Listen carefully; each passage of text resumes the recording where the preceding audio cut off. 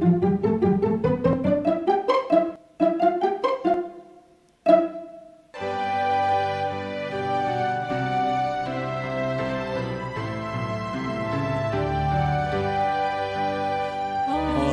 hadir bagi kita dan hendak memberi berkat, melimpahkan kuasa Roh-Nya bagai hujan yang lebat.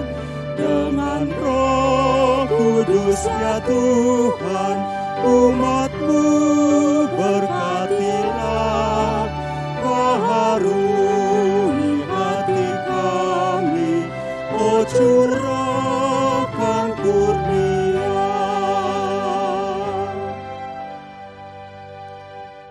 Mari kita bersatu di dalam doa. Kasih karunia dari Allah Bapa dan dari anaknya Tuhan Yesus Kristus menyertai kamu sekalian. Amin.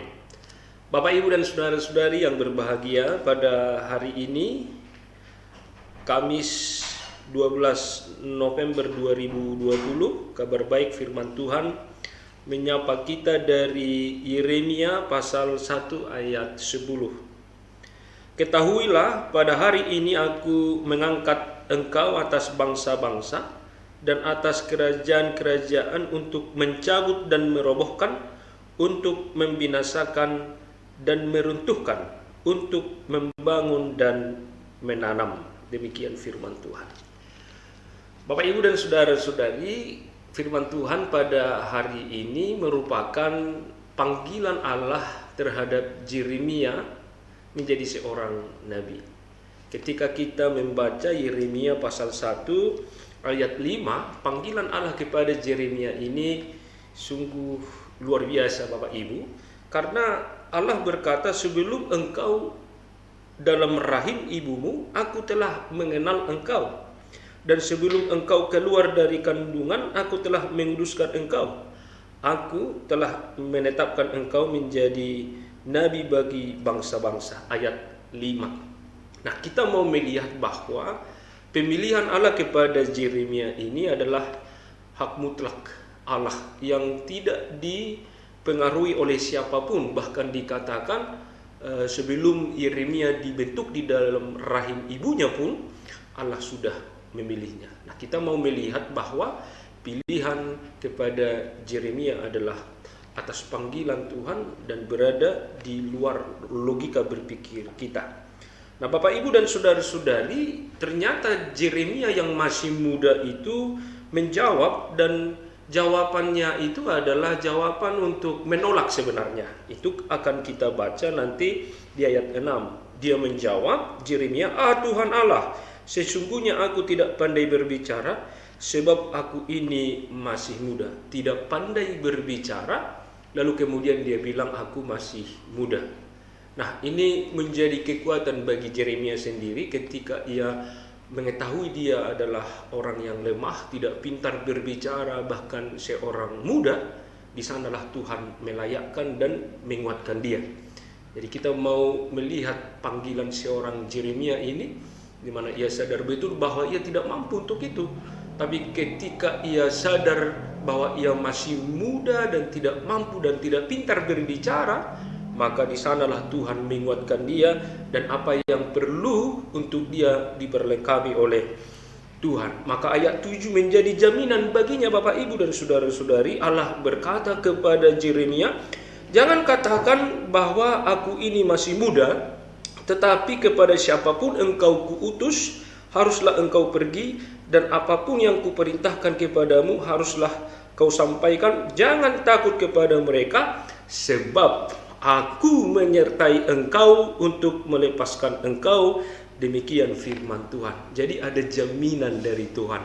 Tuhan berkata bahwa Tuhanlah yang mengutusnya, Tuhanlah yang memilihnya. Tidak perlu khawatir dan takut, sebab Allah menyertai Yeremia dan tidak akan melepaskan dia kemanapun dia pergi. Walaupun Bapak, Ibu, dan saudara-saudari, Yeremia itu memiliki tugas untuk berhadapan dengan bangsa-bangsa. Boleh saja Bapak, Ibu, dan saudara-saudari, kita melihat bahwa tugas ini sungguh amat berat. Tetapi ketika Allah memanggil seorang Yeremia, maka ternyata Tuhan memberikan jaminan kepadanya.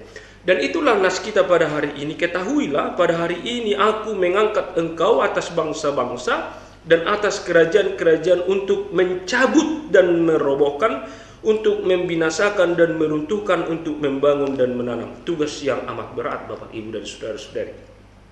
Nah, ketika Allah berkata, pada hari ini aku mengangkat engkau atas bangsa-bangsa, berarti Yeremia akan berhadapan dengan penguasa-penguasa besar. Yeremia akan berhadapan dengan raja-raja. Tetapi ada Tuhan yang memelihara dan menyertainya walaupun dia masih muda. Dan tugasnya adalah untuk mencabut dan merobohkan. Apa yang harus dicabut dan dirobohkan? Ketika Yosia meninggal, maka penggantinya, raja penggantinya, Bapak, Ibu, dan saudara-saudari, kembali melakukan sinkritisme. Maka setiap orang menyembah Baal. Maka tugas Yeremia adalah mencabut dan merobohkan. Lalu kemudian ketidakadilan terjadi di mana-mana. Ketika orang miskin tidak diperdulikan, anak yatim dan janda tidak diperdulikan, orang kaya semakin kaya, kemakmuran hanya kepada mereka yang berkuasa.